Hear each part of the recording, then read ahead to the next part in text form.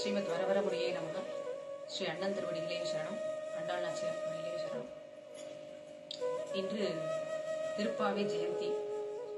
திருப்பாவை திருவதரித்த திருநன்னாள் எங்கும் விமர்சையாக கொண்டாடப்பட்டுக் கொண்டிருக்கின்றது.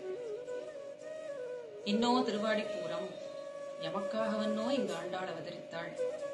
குன்னாத வாழ்வான வைகுந்த வான் போகந்தன்னை இகழ்ந்து ஆழ்வார் திருமகளாராய் திருவதரித்து பாதகங்கள் தீர்க்கும் பரமன் அடிகாட்டும் வேதம் அனைத்துக்கும் வித்தான திருப்பாவை என்னும் திவ்ய கிரந்தத்தை பரம கிருபையாலே நமக்கு மிகவும் சுலபமாக திருப்பாவை என்னும் கிரந்தமாக அருளி செய்திருக்கிறார்.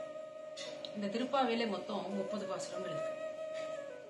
அதுல முதல் பாசுரத்துல முதல் வரியில மார்கழி திங்கள் மதி நிறைந்த நன்னாளால் நீராட போதுவீர் போதுவினோ நேரிழையீர்னு சொல்றாள். மார்கழி திங்கள், அதாவது மார்கழி மாசத்திலே மதி நிறைந்த, மதி என்றால் சந்திரன், நிறைந்த என்றால் பூர்ணமாக இருக்கக்கூடிய, அதாவது மதி நிறைந்த என்றால் பௌர்ணமி. மார்கழி திங்கள் மதி நிறைந்த நன்னாளால். இதுல ஒரு விஷயம் பார்க்கணும்னா, மார்கழி திங்கள் மதி நிறைந்த நன்னாள் நீராட போதுவீர் போதுவினோ நெய்ழையீர்னு ஆண்டாள் சொல்லல. அப்படி சொல்லியிருந்தா என்ன இருக்கும்? மார்கழி மாச பௌர்ணமி அன்று நன்னாள், அன்னைக்கு யாரெல்லாம் கிருஷ்ண சம்ஸ்லேஷம் பண்ண விருப்பப்படுறோ அவெல்லாம் வாங்கோன்ற மாதிரி அர்த்தமாயிருக்கும். அதனால அவள் சொன்னது என்ன சொல்லியிருக்கா? மார்கழி திங்கள் மதி நிறைந்த நன்னாளால், ஆள்ன்ற ஒரு வார்த்தையை உபயோகப்படுத்திருக்கா. ஆள் என்றால் ஆகையால். மார்கழி திங்கள் மதி நிறைந்த நன்னாள் ஆகையால், அதாவது இந்த நாள் மார்கழி திங்கள், மார்கழி மாசத்திலே மதி நிறைந்த பௌர்ணமியான நன்னாளால், இந்நாள் நன்னாள் ஆகையால் நீராட போதுவீர். கிருஷ்ண சம்ஸ்லேஷத்துக்கெல்லாம், கிருஷ்ண சம்ஸ்லேஷத்தை விரும்புவர்கள், கிருஷ்ண சம்ஸ்லேஷத்தில் திளைய விருப்பம் உள்ளவர்கள் அனைவரும் வாருங்கோள் அழைக்கிறார். ஆகையாலே திருப்பாவையானது அவதரித்த நன்னாள் இந்நாள், அதாவது மார்கழி மாசம் பௌர்ணமி நாள் என்பது சுஸ்பஷ்டமாக தெரியுது. அதனால இதை நம்ம விமர்சையா கொண்டாடுறோம். இதுல சில ஆக்ஷேபனைகள் சிலருக்கு எழும். இது என்னடா அது நூதனமா இருக்கு, இது வரைக்கும் திருப்பாவை ஜெயந்தின்ற ஒரு விஷயம் எல்லாம் யாருமே கொண்டாடலையே, இவ என்ன புதுசா ஒரு விஷயத்த கொண்டு வரா அப்படின்னு எல்லாருக்கும் தோணும். செய்யாதன செய்யோம்னு ஆண்டாள் சொல்லியிருக்காரு. பூர்வர்கள் செய்யாதவற்றை நாம் செய்ய மாட்டோமே, பூர்வர்கள் யாரும் இந்த மாதிரி ஒரு விசேஷத்தை எடுத்து கொண்டாடினது இல்லையே அப்படின்னு சில ஆக்ஷேபனைகள் எழும்.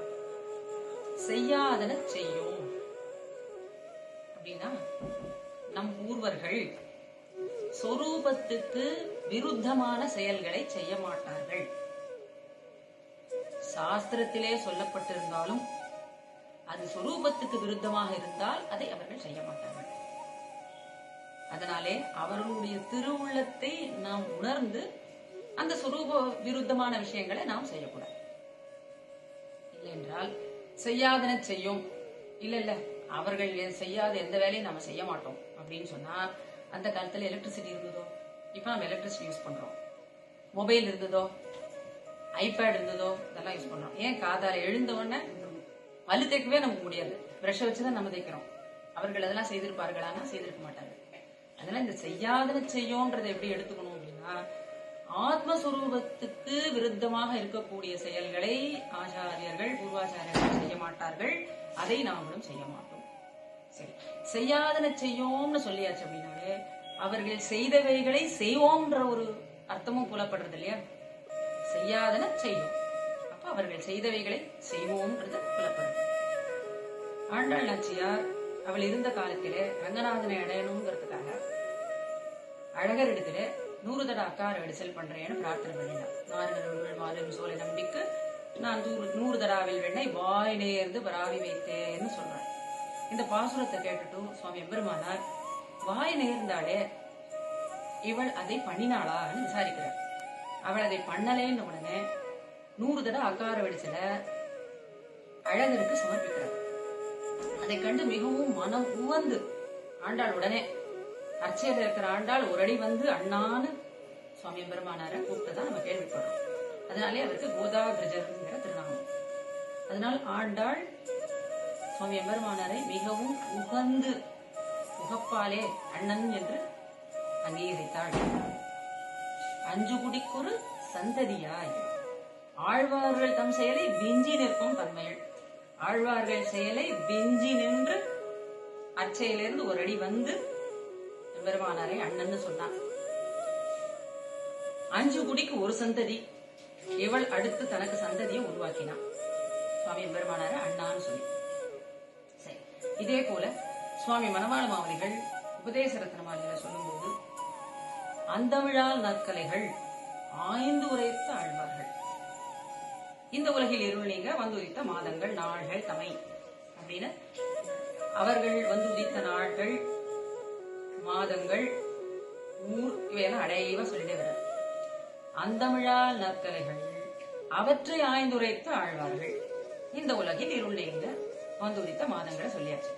அந்தமிழால் நற்கலை அவதரித்ததை அவர் சொல்லலை. அவர் வாய் நேர்ந்தார், நாம் அதை கொண்டாடுகிறோம். அங்க எப்படி ஆண்டாள் வாய் நேர்ந்தாள், சுவாமி எம்பெருமானார் நிறைவேற்றினார்.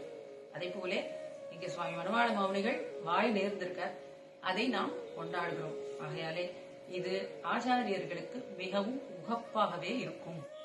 ஒரு முறை சுவாமி எம்பெருமானார் திவிதேச யாத்திரை மேற்கொள்றார். அப்போ திருப்பெருங்குடியில் இருக்கிற எம்பெருமான்களை மங்களாசாசனம் செய்துட்டு அங்கிருந்து திருக்குறுகூருக்கு செல்றார். வழியில ஒரு சின்ன பெண் வரா.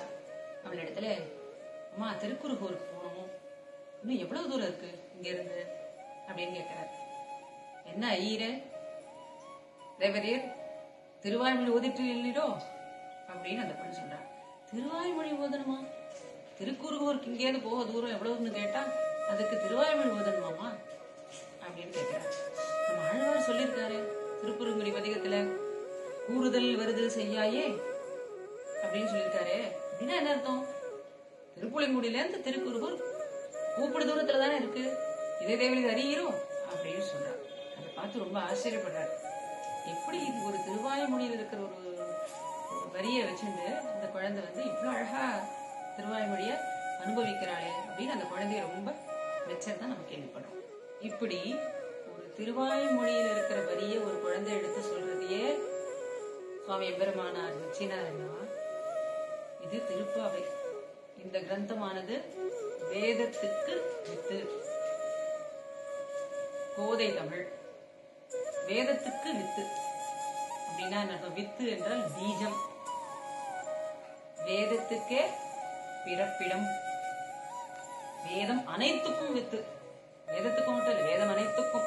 வேதத்தை சார்ந்து வரக்கூடிய இதிகாசங்கள், புராணங்கள், விஷ்ணு புராணம், பகவத்கீதை, ஸ்ரீமத் ராமாயணம், இன்னும் எத்தனை கிரந்தங்கள் வேணாலும் சொல்லிட்டு போலாம். அத்தனைக்கும் திருப்பாவையில விஷயம் இருக்கு. இப்ப இத்தனை கிரந்தத்தையும் ஒரு அப்படியே சுருக்கி சாறு பிழிந்து ஒரு 30 பாசுரத்துல சுலபமாக நாம் அனைவரும் படிக்கும்படி. இப்ப வேதத்தை ஒருத்தரும் படிக்கணும்னா முடியுமா? ஸ்ரீமத் ராமாயணத்தை ஸ்ரீராமாயணத்தை படிக்கணும்னா முடியுமா? ஸ்ரீமத் பாகவத்தை படிக்கணும்னா முடியுமா? அவ்வளவு ஈஸி கிடையாது. ஆனா அது அத்தனை விஷயத்தையும் எடுத்து சாறு புழிஞ்சு 30 பாசுரத்துல ரொம்ப சுலபமாக கொடுத்திருக்காள். கொடுத்தவள் யாரு?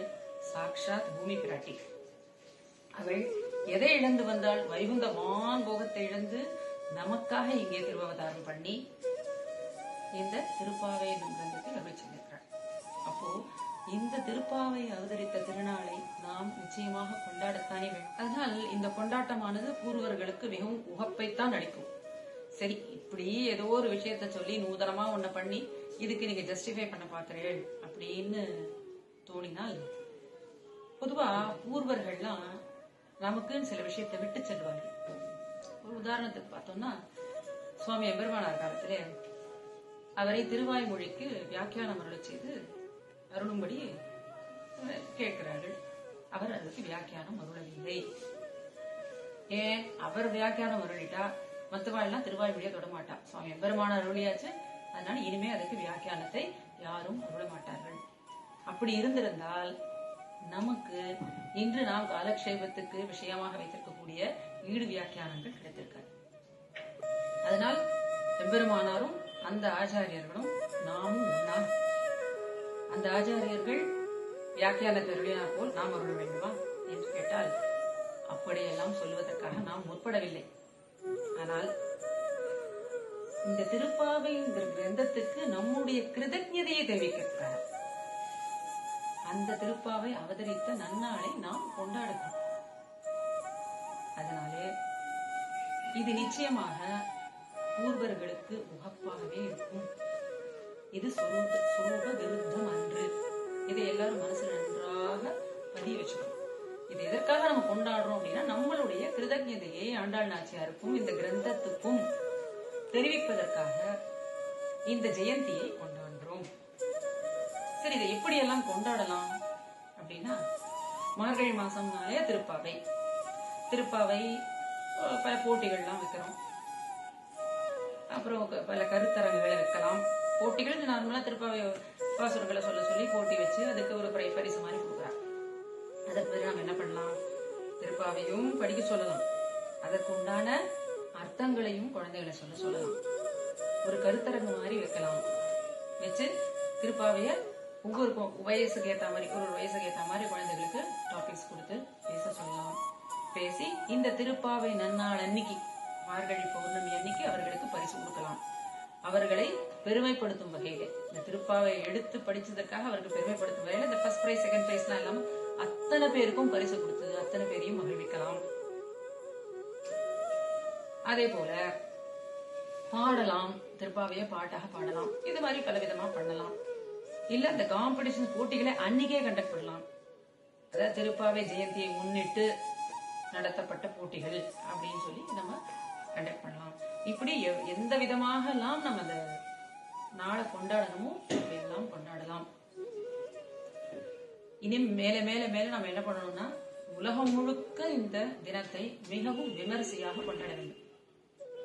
சரி, இப்போ இந்த ஜெயந்தி இன்னைக்கு நம்ம கொண்டாடுறோமே, இது பூர்வர்களுக்கு பூர்வாச்சாரியர்களுக்கு உகப்பா இருக்குமா அப்படிங்கிற கேள்விக்கு இன்னைக்கு ஒரு சான்றே நமக்கு இருக்கு. இன்னைக்கு திருநக்ஷத்திரம் திருவாதிரை, சாக்ஷாத் பெருமானார் திரு அவதாரம் பண்ணின திருநக்ஷத்திரம். இந்த நாள் திருப்பாவை ஜெயந்தியை நம்ம கொண்டாடுறோம். இது திருவாதிரையில் வந்திருக்கு அப்படின்னா சுவாமி எம்பெருமானாருக்கு இது மிகவும் உகப்பாகவே இருக்கிறது. இதை விட இதுக்கு என்ன சான்று வேணும்?